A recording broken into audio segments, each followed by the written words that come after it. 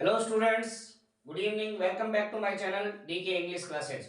Students, आज फिर से मैं अपने चैनल पर आपके लिए लेकर के आया हूं एक बेहद ही इंटरेस्टिंग और इम्पोर्टेंट टॉपिक जिसका नाम टेंस है। स्टूडेंट्स, जैसा कि आप सभी को मालूम है कि टेंस पर मैंने पहले भी कई वीडियोस बनाए हैं और प्रेजेंट और पास्ट के जो जितने भी पार्ट्स होते हैं उस पर ऑलरेडी वीडियोस बन चुके हैं।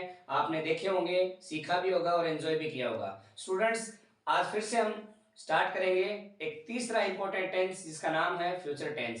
स्टूडेंट्स, प्रेजेंट और पास्ट की तरह फ्यूचर के भी अपने चार चार पार्ट्स होते हैं। प्रेजेंट के चार, पास्ट के चार, वैसे फ्यूचर के भी अपने चार पार्ट्स होते हैं। कुल मिलाकर के टेंसेस 12 होते हैं, ये मैंने पहले भी क्लियर कर दिया है। तो स्टूडेंट्स, फ्यूचर का जो पहला पार्ट है आप बोर्ड पर अच्छे से देख पा रहे हो। फ्यूचर के पहले पार्ट को फ्यूचर सिंपल टेंस कहा जाता है।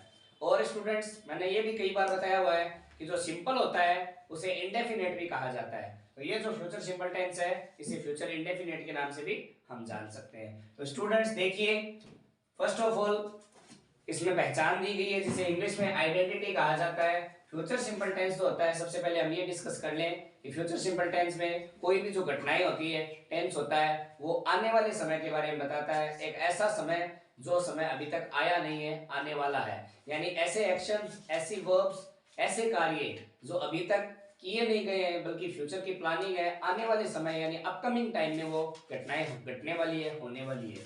इसलिए स्टूडेंट्स इसको फ्यूचर सिंपल टेंस कहा जाता है। तो स्टूडेंट्स, फ्यूचर का जो पहचान है इस टेंस की, फ्यूचर सिंपल की, वो है गा गे गी। इट मींस कि जब वाक्य के अंत में गा गे गी शब्द, इस टाइप के शब्द जब आते हैं, इस टाइप के वर्ड्स आते हैं, तो आप इसे फ्यूचर सिंपल टेंस मानेंगे। इसमें फ्यूचर सिंपल टेंस का जो पैटर्न है वो अप्लाई करेंगे। इसके बाद में स्टूडेंट्स इसका पैटर्न समझते हैं। पैटर्न इसका नॉर्मली सब्जेक्ट होता है, सभी के अंदर, सभी सेंटेंसेस के अंदर, सभी पैटर्न्स के अंदर सब्जेक्ट होता है। यहाँ subject plus shall will as a helping verb, shall will का यूज किया जाता है, प्लस वर्ब की फर्स्ट फॉर्म का यूज किया जाता है इसमें, और प्लस ऑब्जेक्ट होता है इसके अंदर। अब स्टूडेंट्स बेसिकली क्या है, यहाँ पे एक नोट दिया गया है। बेसिकली सेंटेंसेस में स्टूडेंट्स क्या होता है कि एक वचन और बहुवचन की बातें होती है कि एक वचन में क्या आता है, बहुवचन में क्या आता है, यानी सिंगुलर और प्लूरल के हिसाब से हेल्पिंग वर्ब होती है। बट ये थोड़ा सा अलग है स्टूडेंट्स, इट्स सम डिफरेंट। ये थोड़ा सा अलग है। इसमें जो शैल और विल है वो एक वचन और बहुवचन के हिसाब से यूज नहीं होता, बल्कि इसमें एक विशेष नोट डाला हुआ है कि जो आई और वी होता है सब्जेक्ट में, उसके हिसाब से आता है। आई और वी के साथ स्टूडेंट शैल आता है, और इसके अलावा बाकी जितने भी सब्जेक्ट्स होते हैं, जैसे कि एग्जांपल दिया हुआ है ही का, शी का, दे का, या किसी का नाम है राम, सीता, गीता, एटसेट्रा, इन सब में स्टूडेंट्स विल का यूज होगा। देखिए स्टूडेंट्स, आई वी के साथ शैल और बाकी सबके साथ विल। बाकी सबको इंग्लिश में अदर्स कहा जाता है, इसलिए मैंने अदर्स लिख दिया है। अदर्स के अंदर हमारे आई और वी को छोड़कर बाकी सारे प्रोनाउंस प्लस नाउन्स कोई भी हो हम विल का यूज करेंगे। तो इसमें सिंगुलर प्लूरल वाली बात नहीं है। इसमें आई वी के साथ शैल हमें ध्यान में रखना है, बाकी सब में विल ध्यान में रखना है। स्टूडेंट्स, शैल और विल को मॉडल भी कहा जाता है, ये मॉडल के अंतर्गत भी आता है।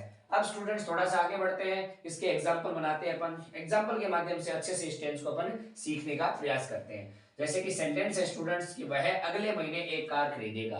मैंने जैसा कि पहले ही कहा था कि फ्यूचर का मतलब ही होता है वो काम जो अभी हुआ नहीं है, ना हो रहा है, बल्कि भविष्य में होगा, आने वाले समय में होगा।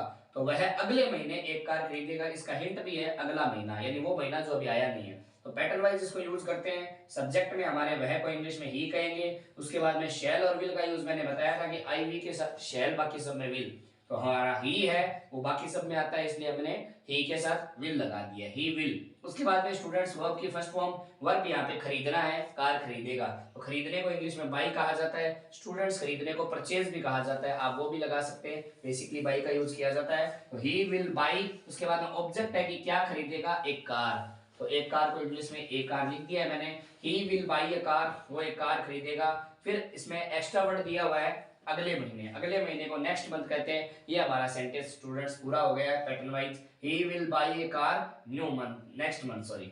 तो इसके अंदर जो अगले महीने है वह एक कार खरीदेगा। ये अफर्मेटिव सेंटेंस हो गया स्टूडेंट्स। इसके बाद में हम जैसे कि एक सेंटेंस के चार सेंटेंस बनाने सीखते हैं, तो इसमें भी मैं बताना चाहूंगा कि वह अगले महीने एक कार नहीं खरीदेगा, नेगेटिव में करना है। तो इसमें हेल्पिंग वर्ब के बाद में आप नॉट लगा दीजिए, he will not by A car next month. ये हमारा नेगेटिव हो गया, इसलिए मैंने यहाँ पे एन लगा दिया है। ही विल नॉट, यानी विल के बाद में नॉट लगा दिया। फिर हमारा तीसरा सेंटेंस होता है, एक के चार बनाने होते हैं। तीसरा होता है इंटेरोगेटिव। इंटेरोगेटिव का मैंने कई बार बताया अपने वीडियोस में, इंटेरोगेटिव का मतलब ही होता है प्रश्नवाचक, यानी जिसमें हम क्या का क्वेश्चन करते हैं और क्या शुरू में होता है तो हेल्पिंग वर्ब आगे आ जाती है, एक नंबर पे आ जाती है। तो क्या वह अगले महीने कार खरीदेगा, हम क्वेश्चन कर रहे हैं, तो जो ही विल है उसका विल आगे ले आओ और बाकी सेंटेंस वैसा का वैसा नोट कर दो। तो will he by A car next month, क्या वह अगले महीने कार खरीदेगा, क्वेश्चन मार्क लगा दिया है और अंत में इंटेरोगेटिव का जो सिंबल होता है आई वो मैंने नोट कर दिया है। स्टूडेंट्स हमारा फोर्थ और लास्ट टाइप होता है इंटेरोगेटिव नेगेटिव। उसके अंदर क्या होता है कि जो तीसरे का सेंटेंस होता है, थर्ड सेंटेंस होता है, बिल्कुल वैसा ही फोर्थ होता है,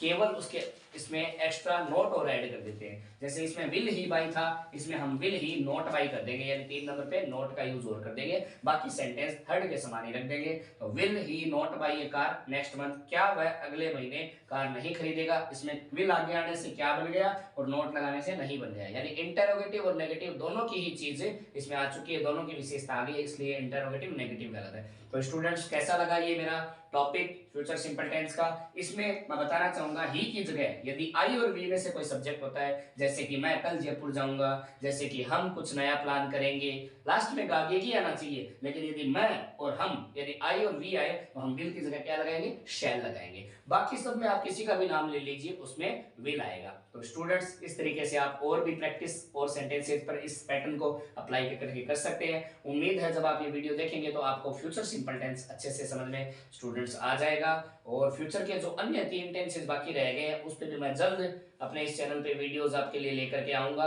तब तक के लिए आप मेरे चैनल को सब्सक्राइब कर दीजिएगा, नहीं किया है तो वीडियोस को लाइक कीजिएगा, शेयर कीजिएगा, और ऐसे ही नए नए वीडियोस मैं आपके लिए लाता रहूंगा। Thank you very much.